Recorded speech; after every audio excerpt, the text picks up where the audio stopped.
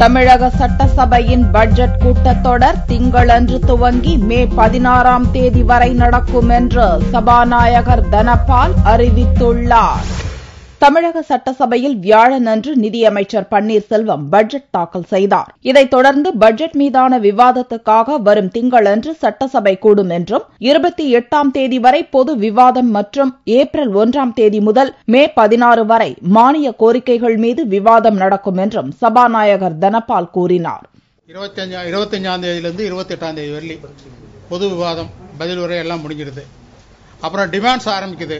மானிய கோரிக்கைகள் அது 28 நாட்கள் நடைபெறுகிறது. 1ஆம் தேதியில் ஆரம்பித்து 15ஆம் தேதி வரை 15/5 நடைபெறுகிறது. டிமாண்ட்ஸ் பில்ஸ் கடைசி 16/5 மொத்தம் 33 நாட்கள்.